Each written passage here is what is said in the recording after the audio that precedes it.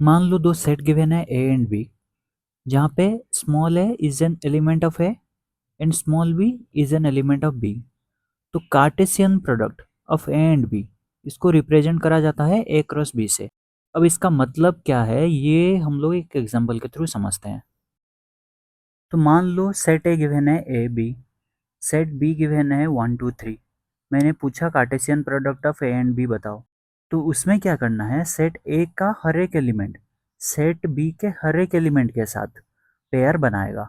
ठीक है, तो ये जो स्मॉल ए है 1 के साथ पेयर बनाएगा, 2 के साथ बनाएगा, 3 के साथ बनाएगा।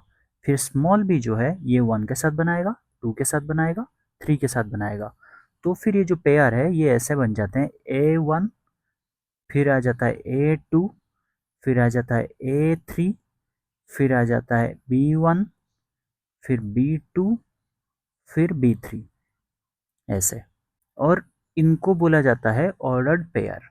और इन ऑर्डर्ड पेयर्स में सीक्वेंस मैटर करता है। सीक्वेंस यानी कि कोई ए बी लिखे, दूसरा कोई बी ए लिखे, दोनों अलग अलग हो जाएगा। क्यों होगा, कैसे होगा, आगे देखेंगे।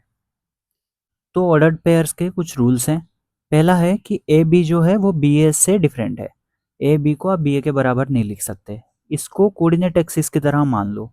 मान लो किसी ने आपको बोला कि 2 1 पॉइंट ड्रॉ करो, 2 1 पॉइंट आ जाएगा यहाँ पे।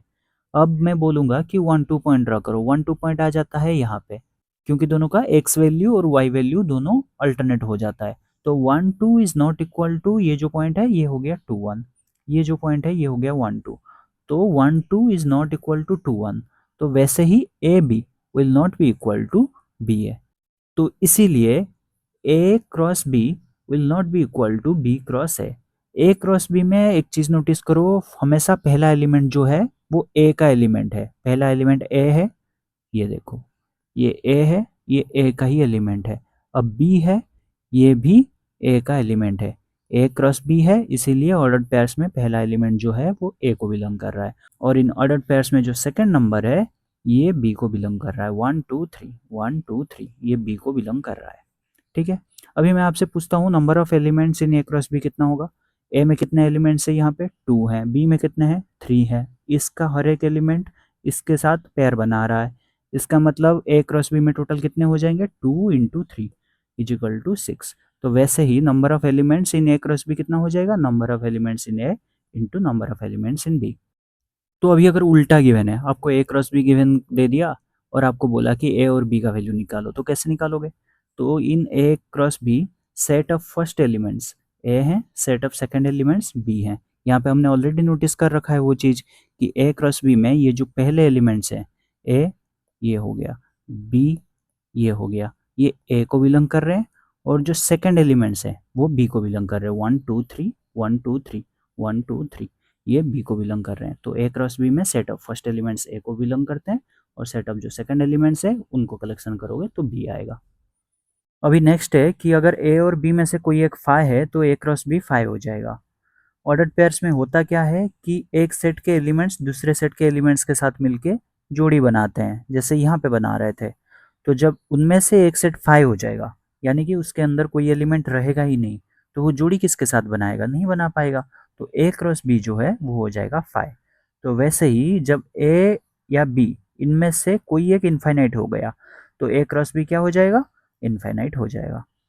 अब यहाँ पे मोस्ट इम्पोर्टेंट चीज़ है कि ऑर्डर्ड पेयर्स अगर इक्वल हो जाता है तो कॉरेस्पॉन्डिंग एलिमेंट्स भी सेम हो जाएंगे। यानी कि अगर एक्स वाई बराबर ए बी होता है, इसका मतलब इसका फर्स्ट एलिमेंट के बराबर होगा, एक्स इजिकल टू ए हो जाएगा। और इसका सेकंड एलिमेंट इसके सेकंड एलिमेंट के बराबर होगा, यानी कि वाई इजिकल टू बी हो जाएगा। अब ये एक लास्ट कॉन्सेप्ट है, ट्रिपलेट सेट। अगर ए एक सेट गिवन है तो ए क्रॉस ए जो है उसको लिखा जाता है ए बी सी। और यहाँ पे ए बी सी जो है ये बिलोंग्स टू ए है और इसको बोला जाता है ऑर्डर्ड ट्रिपलेट्स।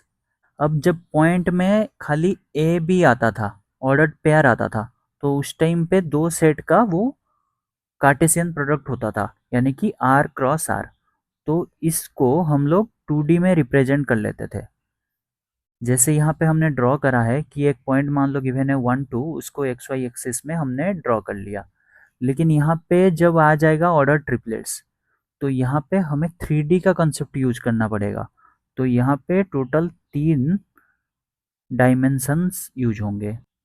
तो जब यहाँ पे ए बी सी आ जाएगा तो यहाँ पे 3D का कंसेप्ट आ जाएगा।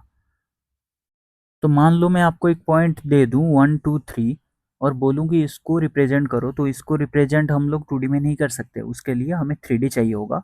वहाँ पे एक्स वाई ये 2 ही एक्सिस थे। अब इसमें क्या होगा, और एक एक्सिस ऐड हो जाएगा जेड। अगर आप अपने रूम के किसी बॉटम कॉर्नर को इमेजिन करोगे तो उसमें आपको 3 एक्सिस दिख जाएगा, एक राइट में जा रहा है, एक ऊपर जा रहा है और एक आपकी तरफ आ रहा है। तो ये हो जाता है 3D। हम लोग 3D में रहते हैं। तो इसके बारे में आप लोग डिटेल्स में वेक्टर वाले चैप्टर में पढ़ोगे। तो अभी के लिए बस इतना ध्यान रखो कि अगर r क्रॉस r है, जैसे यहाँ पे a क्रॉस a है, तो और इस आपको पॉइंट ऐसा दिख जाए तो वो 3D में होगा। तो अभी जो कंसेप्ट्स पढ़ा उसके बेसिस पे हम लोग नेक्स्ट वीडियो में एक्सरसाइज 2.1 डिटेल्स में सॉल्व करेंगे। Thank you.